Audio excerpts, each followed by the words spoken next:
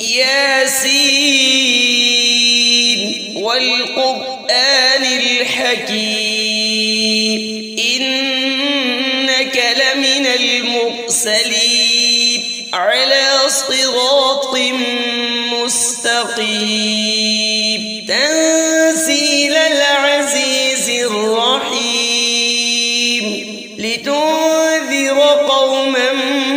ما أنذر آباؤهم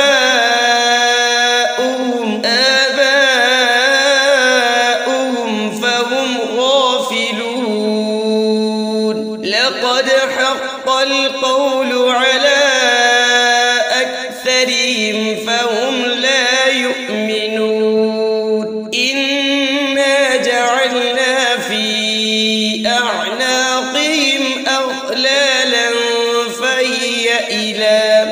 فهي إلى الأذقان فهم مقمحون وجعلنا من بين أيديهم سدا ومن خلفهم سدا فأغشيناهم فهم لا يبصرون وسواء عليهم أأنذرتهم أم لم تنذرهم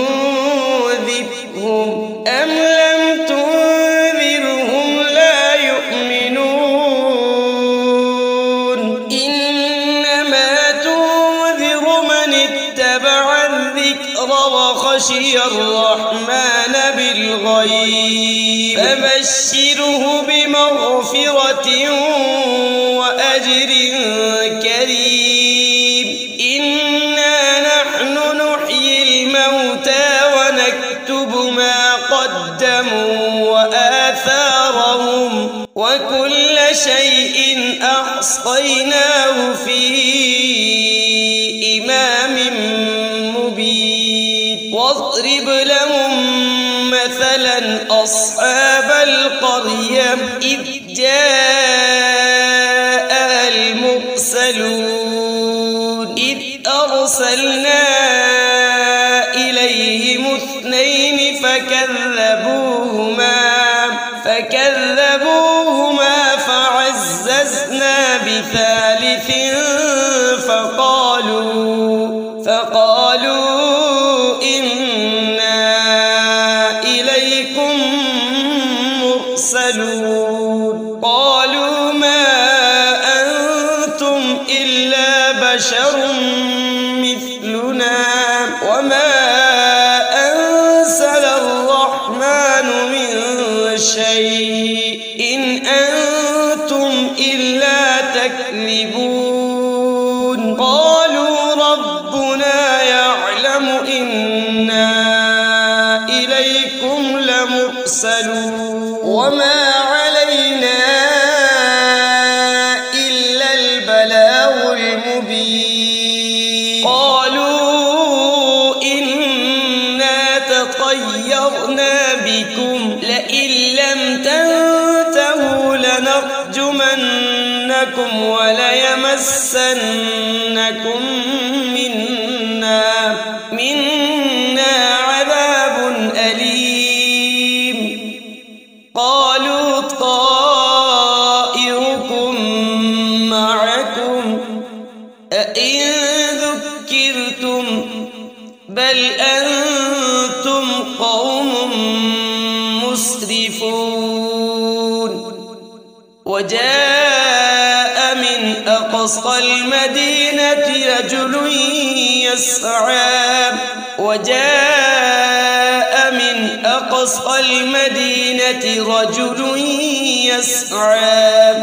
يسعى قال يا قوم اتبعوا المرسلين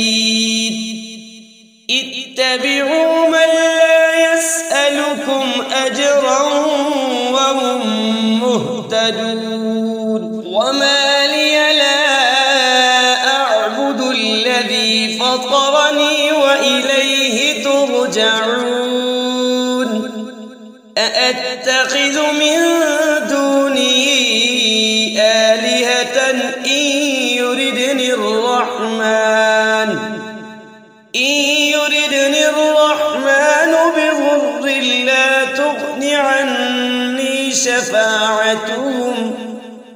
شفاعتهم شيئا ولا ينقذون إني إذا لفي ضلال مبين إني آمنت بربكم فاسمعون قيل ادخل الجنة قال يا ليت قومي يعلمون بما غفر لي ربي وجعلني من المكرمين وما أنزلنا على قومه من بعده من جود من السماء وما كنا منزلين إن كانت إلا صيحة واحدة فإذا هم خامدون يا حسرة على العباد ما يأتيهم من رسول إلا كانوا به يستهزئون ألم يروا كم أهلكنا قبلهم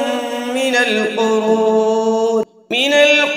أنهم إليهم لا يرجعون وإن كل لما جميع لدينا محضرون وآية لهم الأرض الميتة أحييناها وأخرجنا منها حبا فمنه يأكلون وجعلنا فيها جنات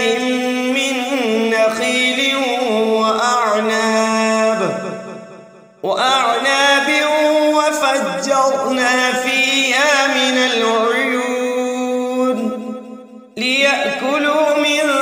ثمره وما عملته أيديهم أفلا يشكرون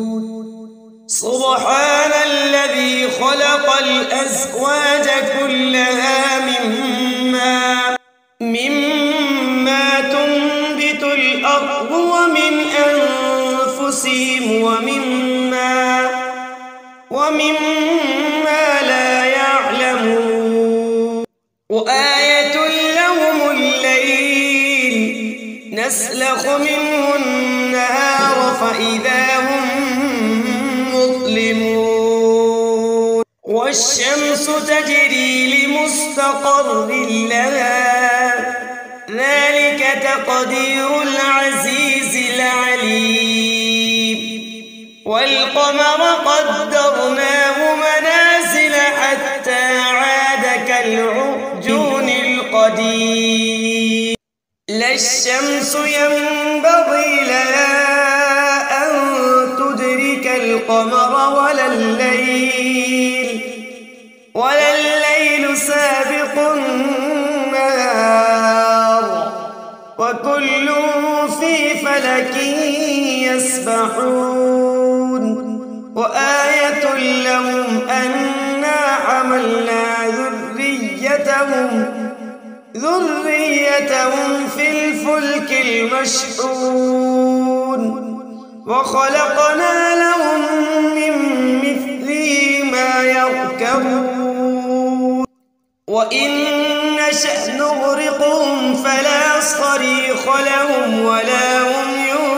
ينقذون إلا رحمة منا ومتاعا إلى حين وإذا قيل لهم اتقوا ما بين أيديكم وما خلفكم لعلكم ترحمون وما تأتيهم من آية من آيات ربهم إلا كانوا عنها معرضين وإذا قيل لهم أنفقوا مما رزقكم الله وصفكم الله قال الذين كفروا للذين آمنوا أنطعم من لو يشاء الله أطعمه إن أنتم إلا في ضلال مبين ويقولون متى هذا الوعد إن كنتم صادقين ما ينظرون إلا صيحة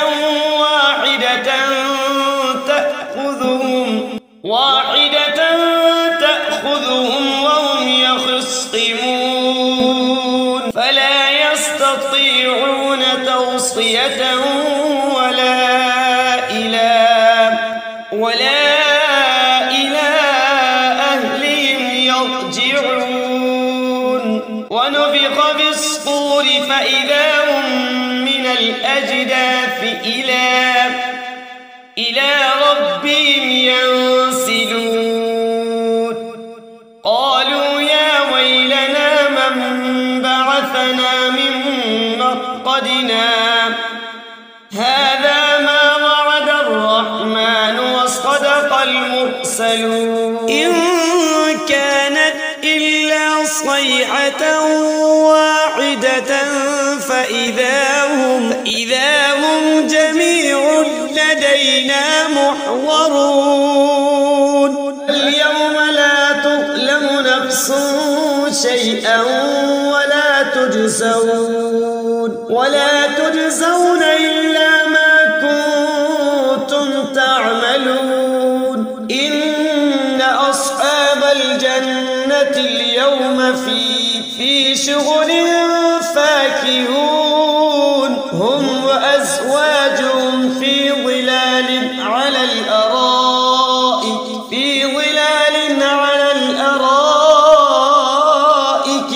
متكئون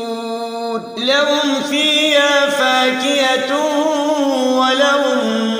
ما يدعون سلام قولا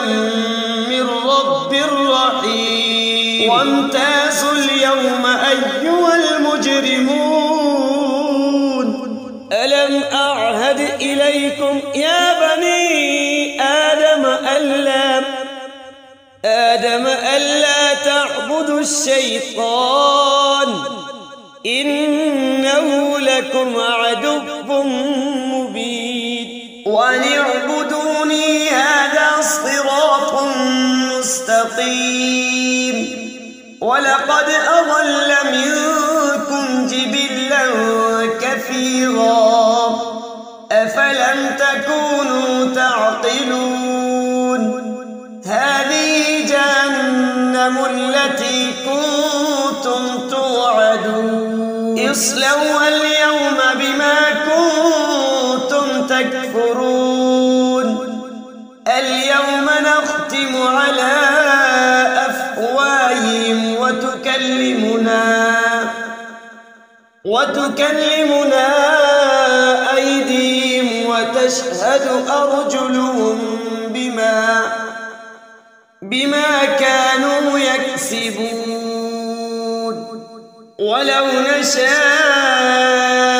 لطمسنا على أعينهم فاستبقوا الصراط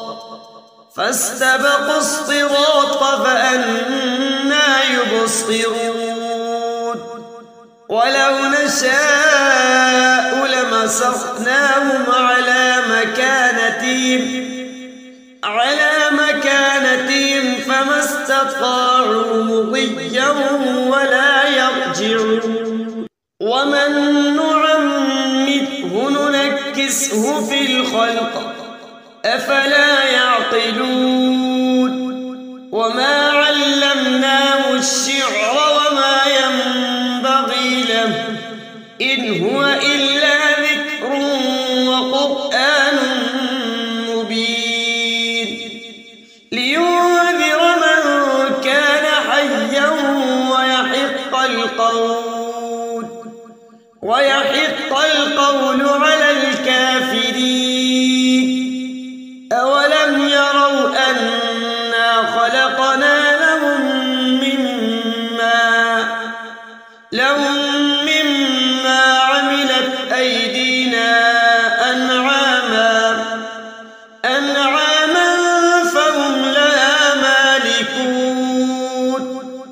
وذللناها لهم فمنها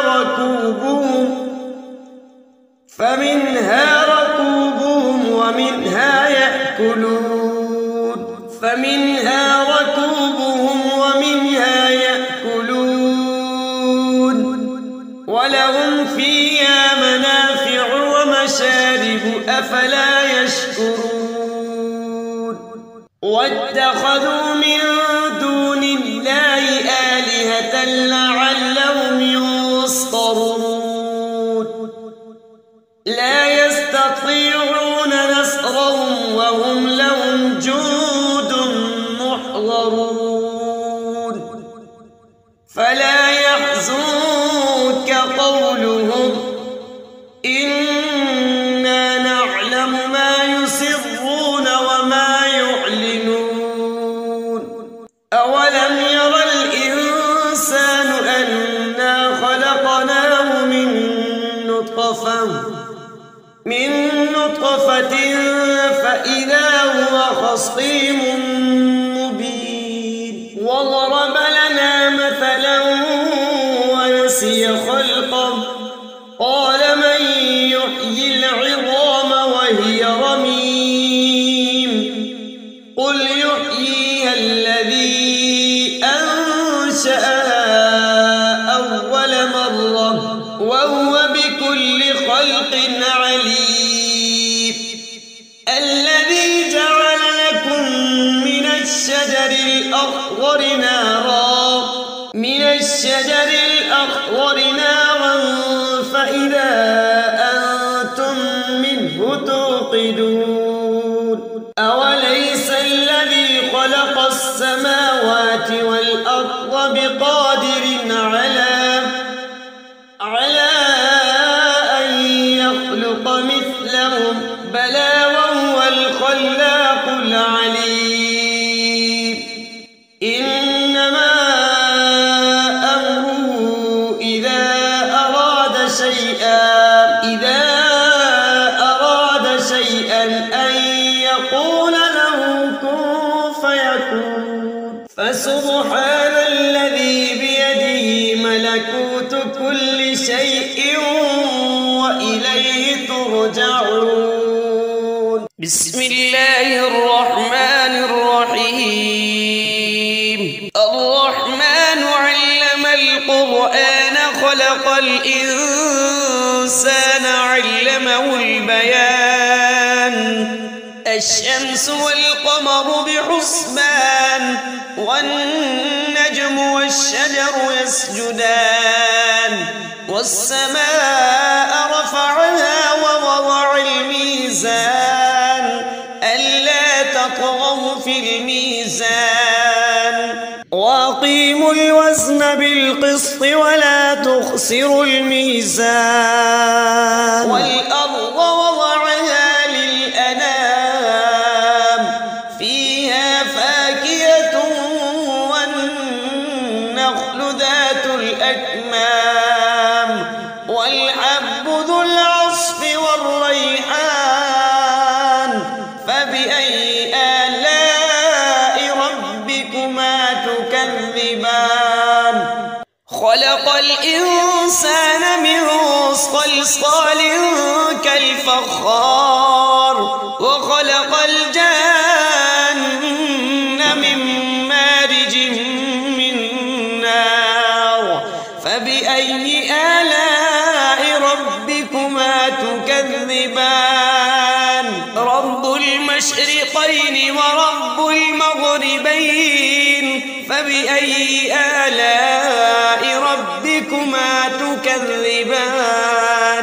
مرج البحرين يلتقيان بينهما برزخ لا يبغيان فبأي آلاء ربكما تكذبان يخرج منهما اللؤلؤ والمرجان فبأي آلاء ربكما تكذبان وله الجوار المنشآت في البحر كالأعلام فبأي آلاء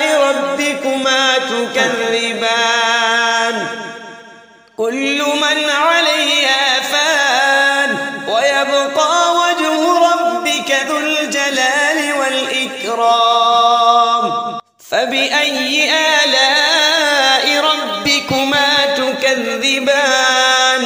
يسأله من في السماوات والأرض كل يوم هو في شأن فبأي آلاء ربكما تكذبان سنفرغ لكم أيها الثقلان فبأي آلاء ربكما تكذبان يا معشر الجن والإنس إن استطعتم أن تنفذوا من أقطار السماوات والأرض فانفذوا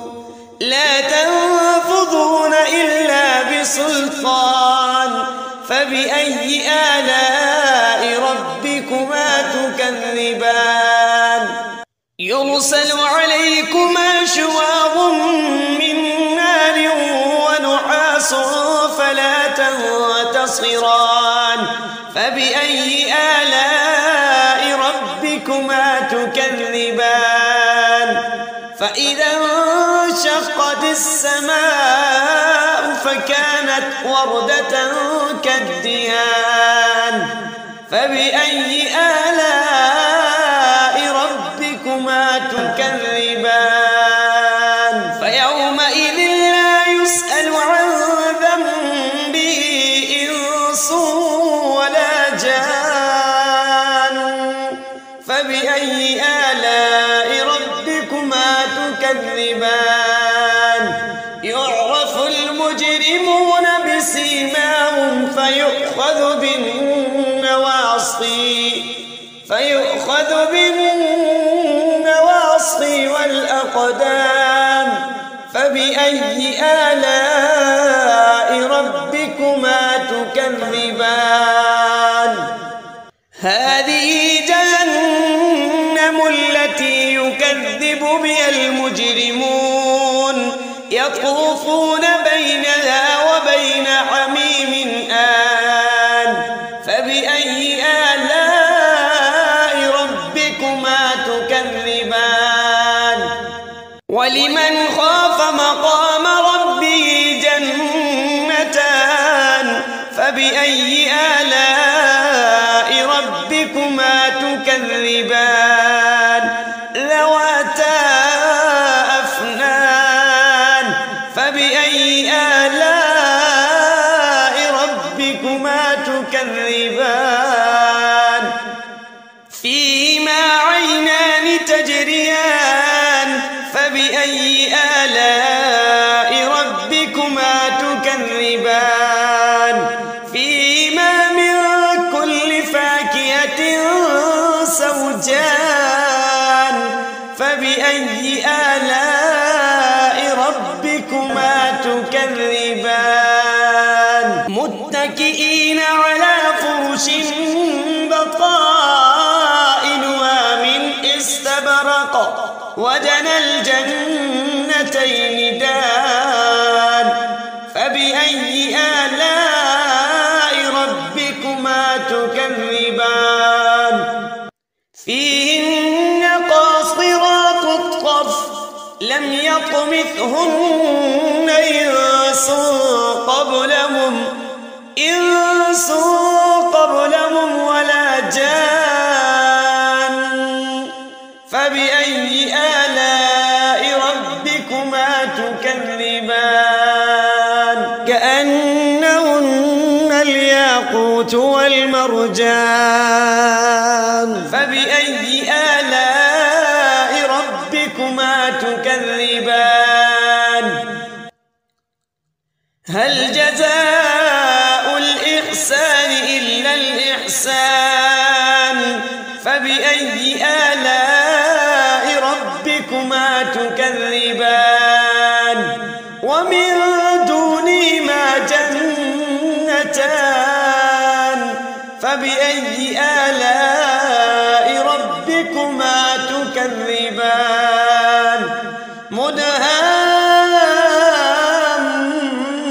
مدهامتان فبأي آلاء ربكما تكذبان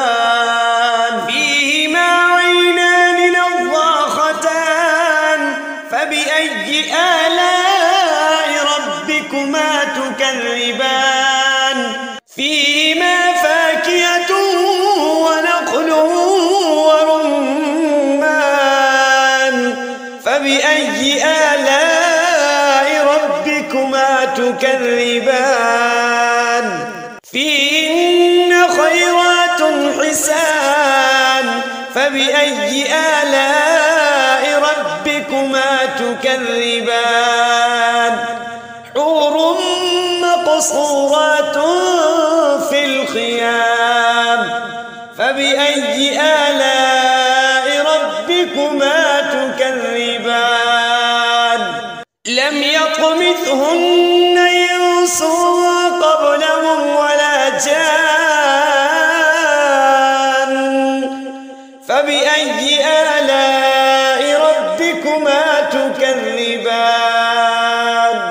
متكئين على رفرف خضر وعبقري حسان فبأي آلاء ربكما تكذبان تبارك اسم ربك ذي الجلال والإكرام صدق الله